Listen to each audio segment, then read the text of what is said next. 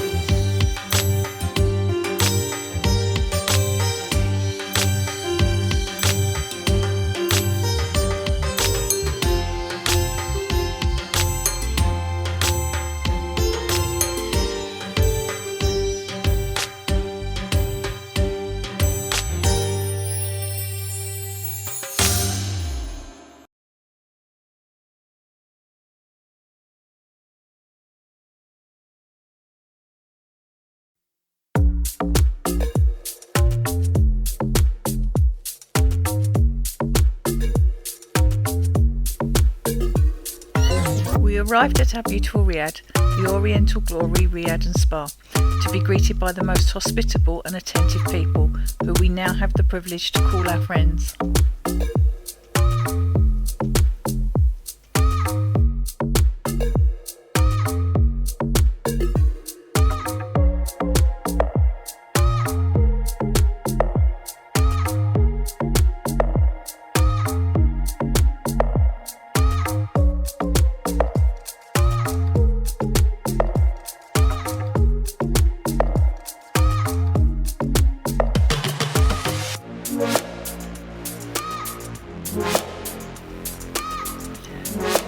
greeted with the traditional mint tea.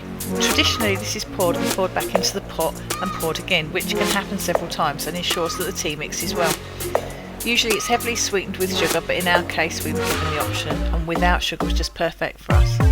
But more about the tea ritual later.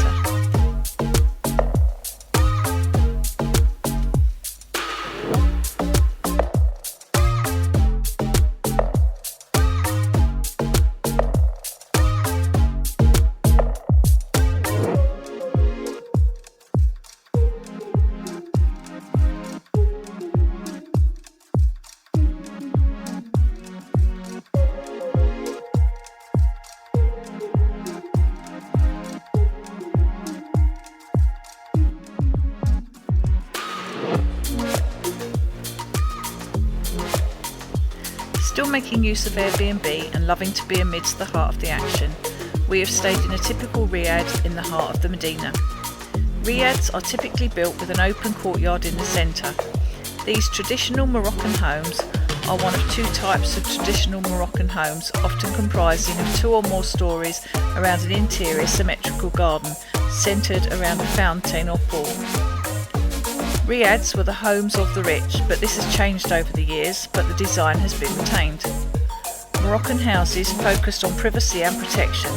The design also found support in the social mores of Islamic society, which placed great value on the privacy and encouraged a separation between the private family spaces where women notably lived and worked, and semi-public spaces where guests were received.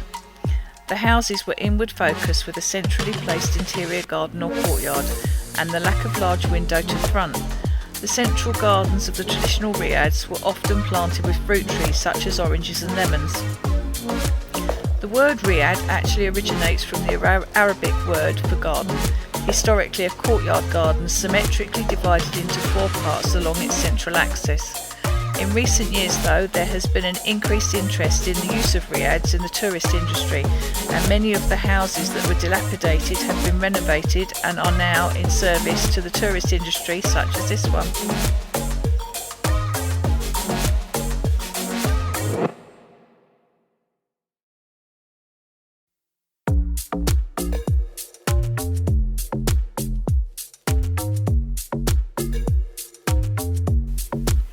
It is important to me that when I travel to places that I experience the culture and everyday lives of the people that live there.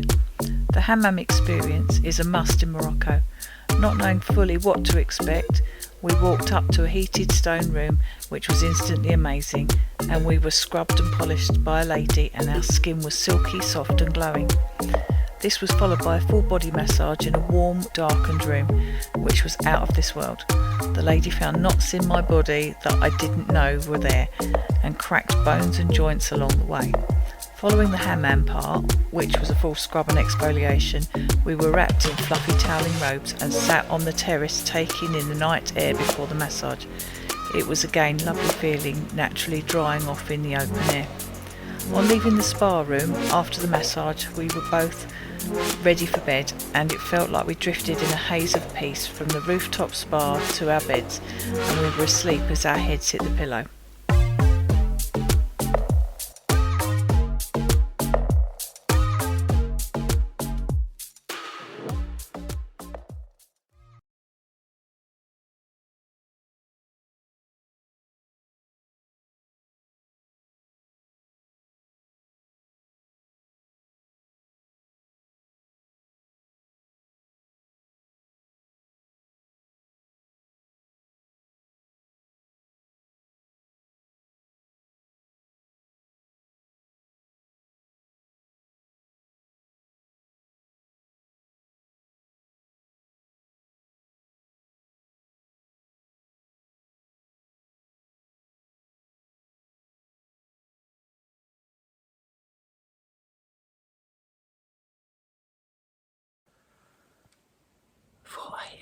Spoke to CB people shouldn't be up to meters. The call to prayer has just gone out. Can you hear it?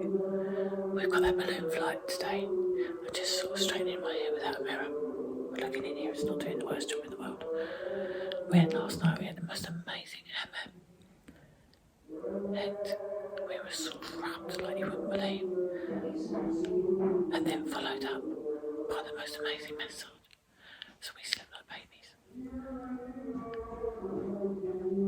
But this is right. Oh, come on. You woke him up. It's pitch black out there. And my friend's just woken them up. Because they're supposed to be taking us to the balloon flight.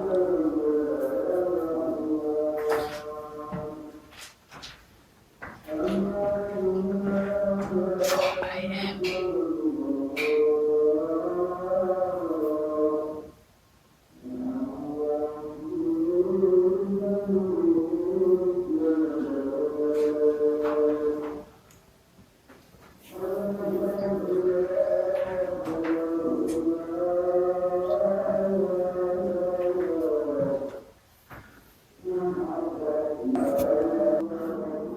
It's just gone 4 a.m. and this call to prayer has probably been going on for about 10 to 15 minutes now.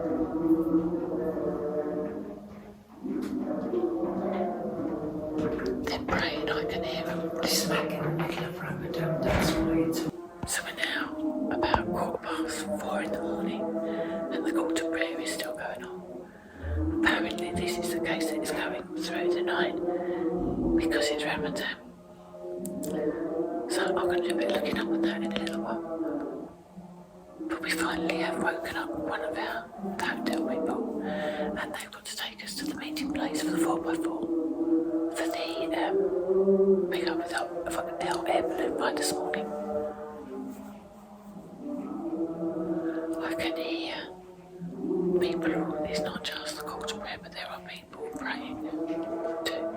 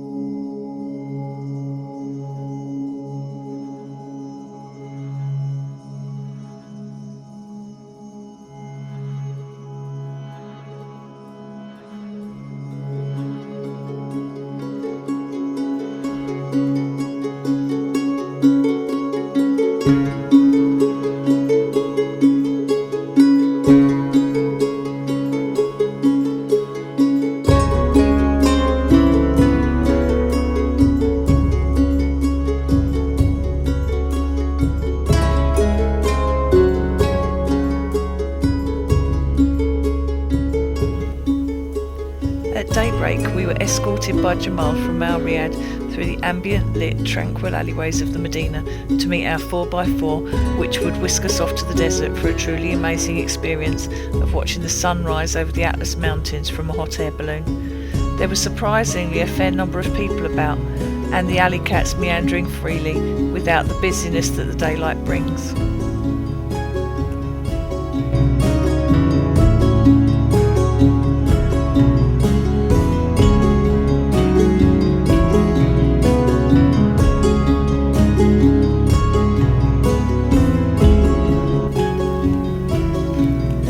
As we chatted to people in the car, we looked back on a sleeping Marrakesh, the landscape increasingly turning to desert.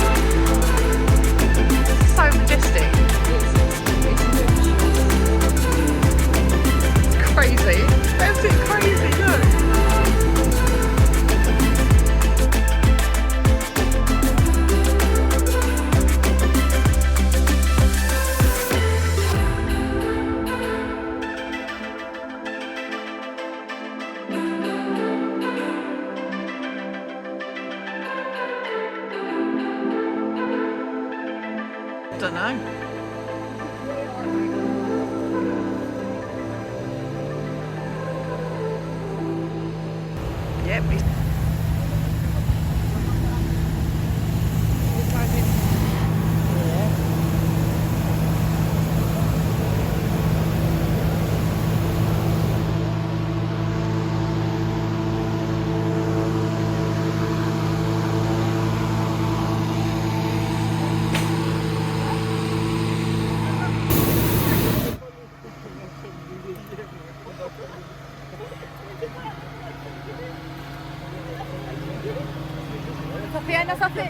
Sophie, Anna, Walid.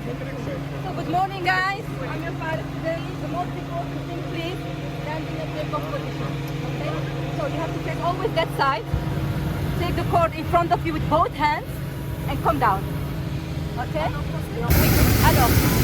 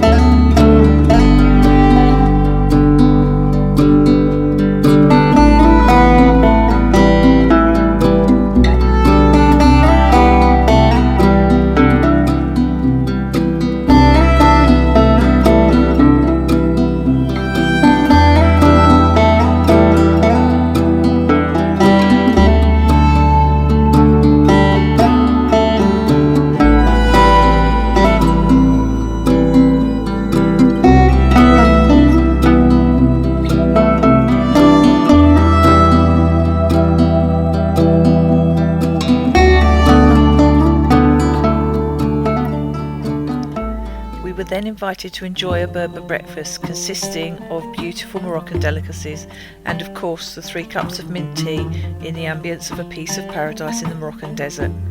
Much of the pastries and breads were freshly prepared in front of us and served piping hot with honey and oils.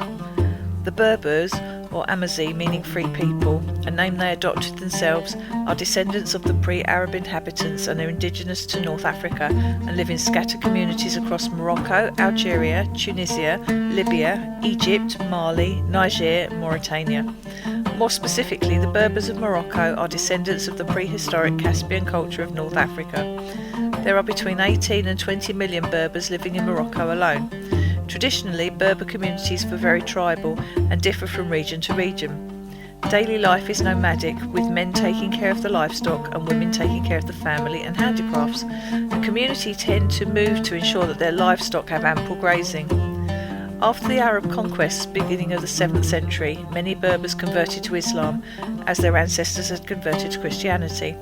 Today, the majority practice a form of Islam that incorporates local beliefs. Thousands of years ago, the Berbers ruled all of North Africa, largely through different tribes. They would traverse across the Sahara Desert and throughout the southern basin of the Mediterranean for trade and travel.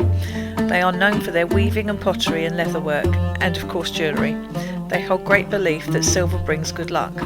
So I knew I couldn't come to Morocco without leaving a piece of silver behind, so herein lies a competition. I hope that it brings good luck to the person who finds it, and if that person is you, I would love to hear from you to say that you found it. This is where we have hidden our first piece of jewellery. If you watch the vlog fully, you will also be able to see the company we booked with and therefore be able to work out where we have left it. Good luck.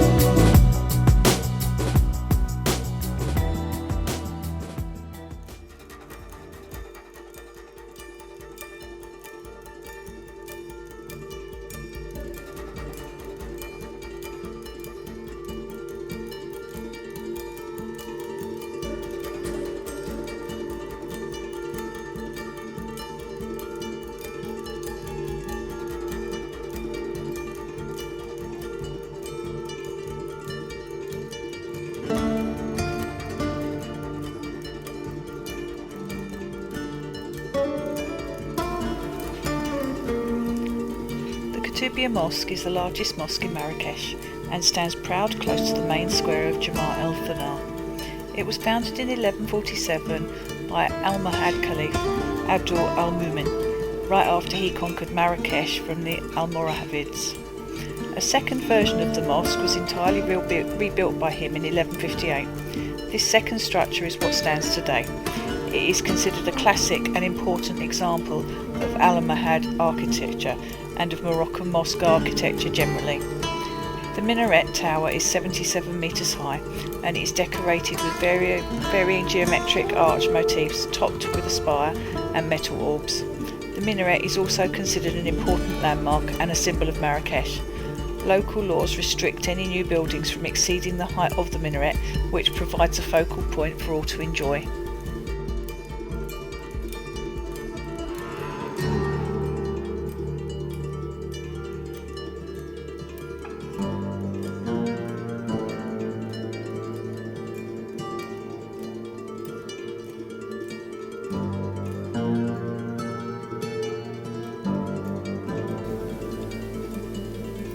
Like most buildings in Marrakesh, the mosque is rose-coloured. The name Catupia originates from the Arabic word for bookseller. Going back in time, up to 100 booksellers would trade in the entrance to the mosque and its surrounding gardens. Although not present now, it is not unusual to see traders selling their wares at dusk.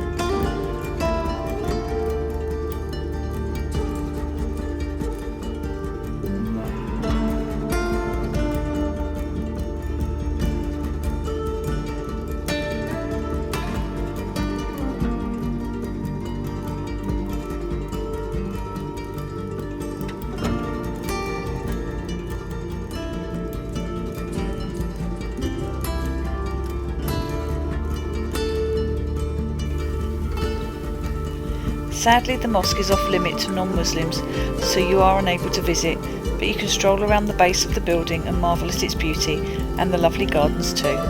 This is where the second piece of jewellery can be found. The call to prayer, or adhan, can be heard 5 times a day, being recited from the minaret of Catupia. The main road opposite Catupia is lined with traders and street vendors and leads to the main site of the action, Jamal El Fana.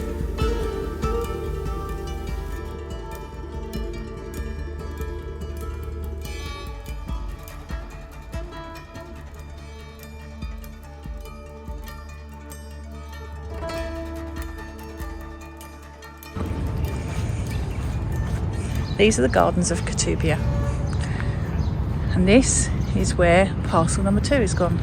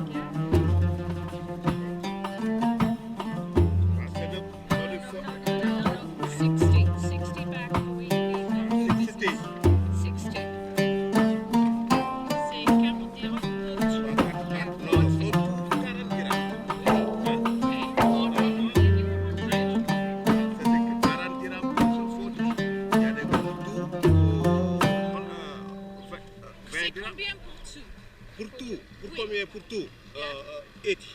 80, so it's like 20 dirham, 20 dirham. Or to 40, or the 40. Okay. Okay? 60? 60. 60. 60. Right. No, I don't want glasses. No, it's running. Can we have to change? That's it. Yes, can we have to change? Okay, thank you. Right. Blatt, one of me. Blatt. Quick. Oh. That's it. Lovely.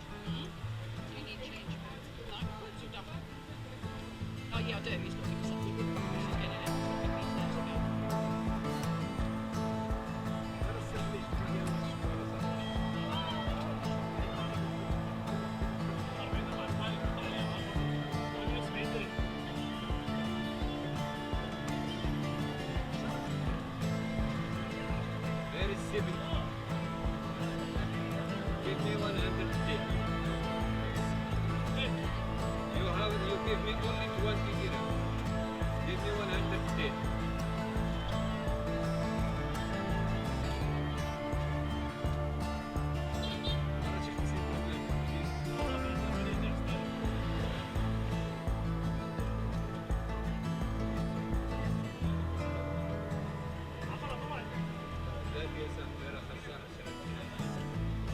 You don't have 10 dirham. 10 dirham, 1 euro every day. Give me 50 dirham.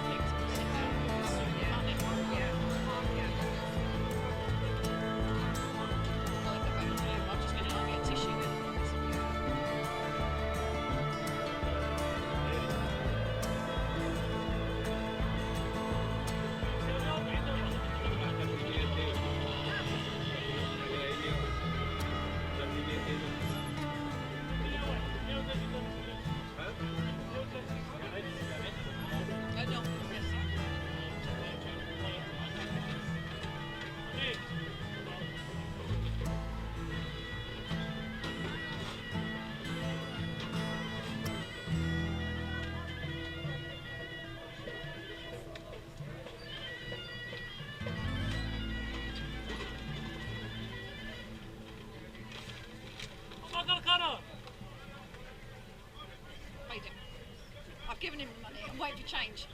Really? No, I need to.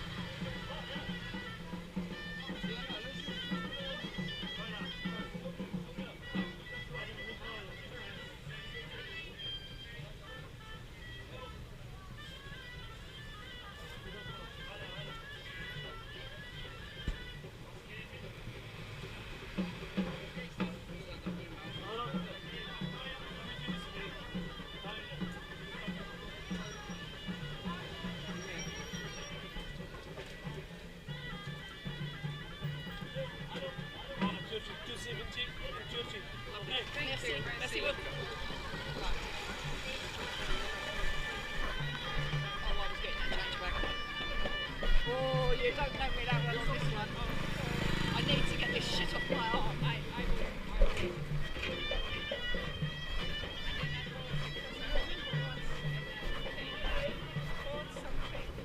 And he paid me back in fucking nuts.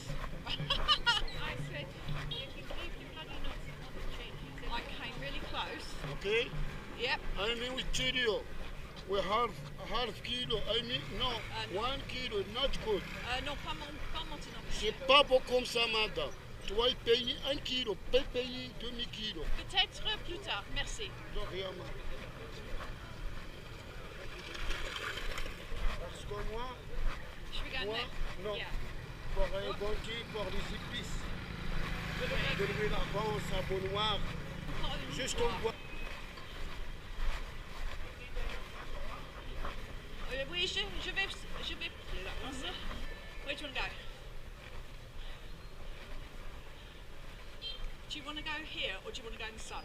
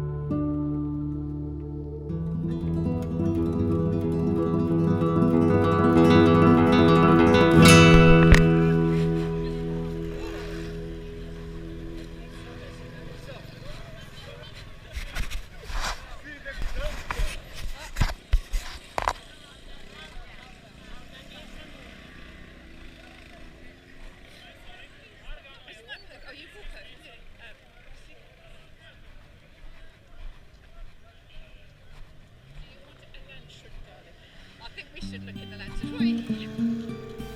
think we should look in the lenses, I'm sure.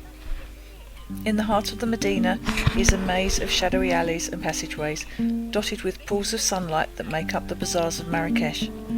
The bustling souks are filled with the exotic, every shopper's dream, from foods, clothes, lanterns, perfumes, spices, jewellery, art and leather, and much, much more. As you walk deeper into the souks, you can find yourself lost in the busyness of traders competing for your attention, selling their wares, and with each twist and turn, you find the next trader and buyer haggling for a good price. The sunset over the square of Jamar el Fanar is truly magical and is best seen from one of the rooftop terraces. At dusk, Marrakesh's main square transforms and the morning stalls disappear to give way to rows upon rows of food stalls where visitors can have dinner surrounded by Moroccan musicians playing traditional music and various other entertainers.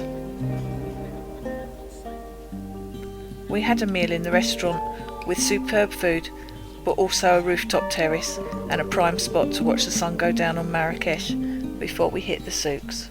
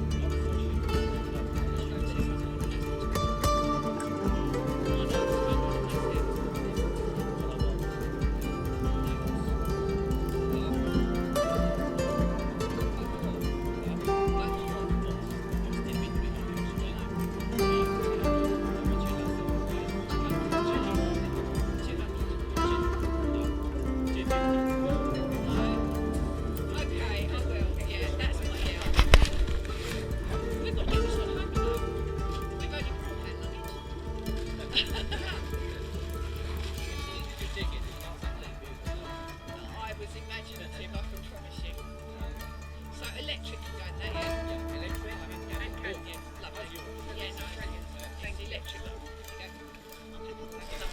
you.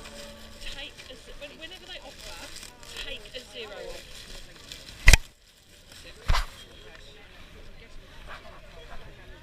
You adding up? Ah non, merci. Non, j'ai acheté trop déjà. Where is that? Supermarket that way. Supermarket's that way, isn't it? Yes.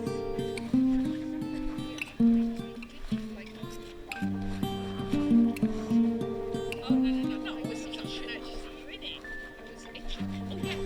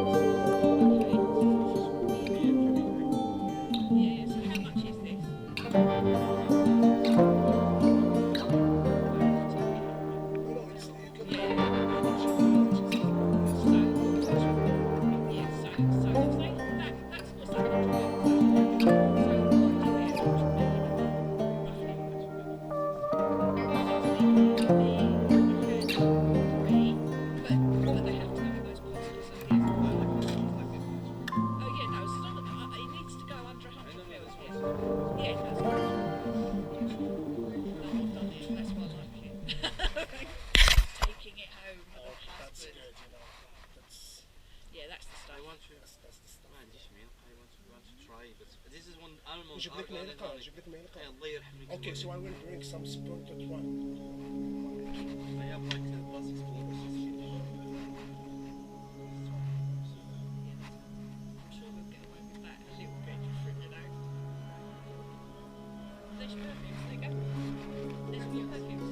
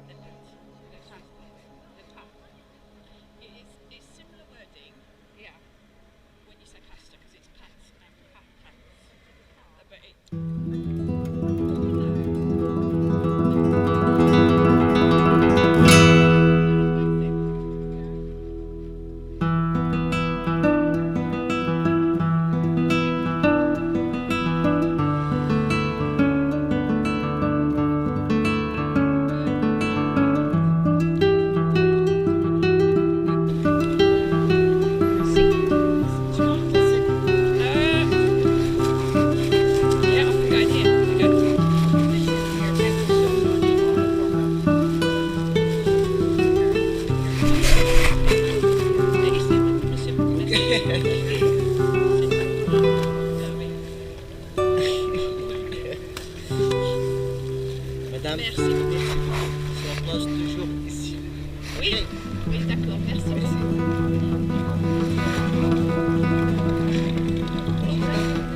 Oui, oui.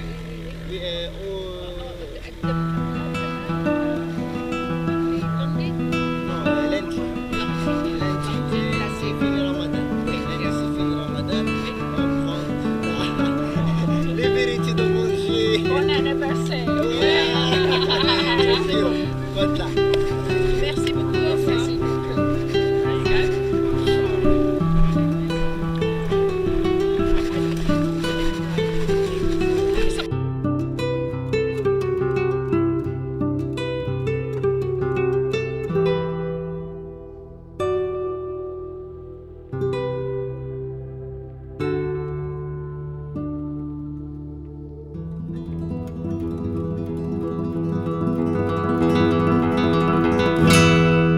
Okay, so the shopping trip is over. A good kilo, I think, or more of salted almonds that were divine. These are pastries.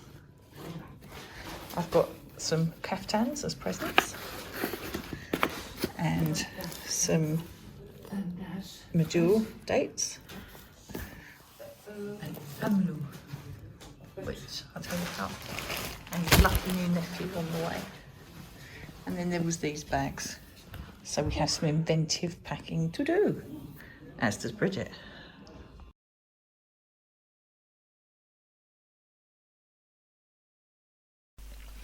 It is said that the tradition of Moroccan mint tea process has been in effect since as early as the 12th century. Marked by trademark hospitality, many Moroccans take pride in hosting guests. The mint tea experience is usual custom upon hosting. Usually prepared by the head of the household, tea is prepared in a traditional manner and typically 3 cups are enjoyed in one sitting. It is considered rude to refuse these tea offerings. In Moroccan culture, there is a proverb that is said to describe the tea experience. The first glass is as gentle as life, the second as strong as love, and the third as bitter as death.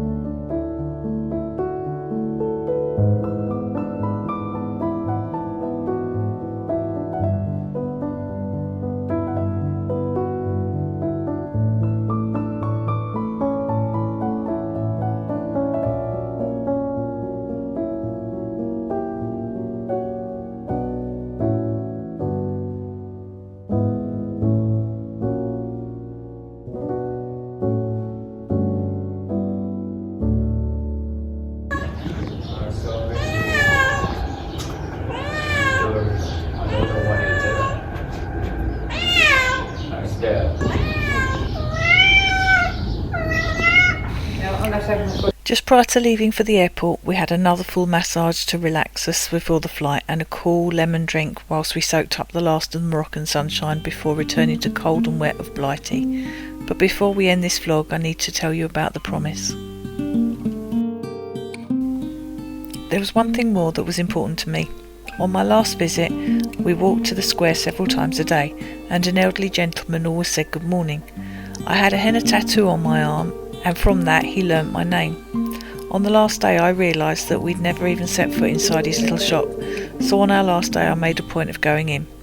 This made his day, and we bought some beautiful little handcrafted tiles from him, and he gave myself and my daughters a bracelet and requested that we come back to visit again someday. I've never forgotten this encounter, and I guess some experiences and the people you meet stay with you forever. I don't pretend to be brilliant at navigating the alleyways of the Medina, but getting lost is half the fun, and I want to see if he was still there.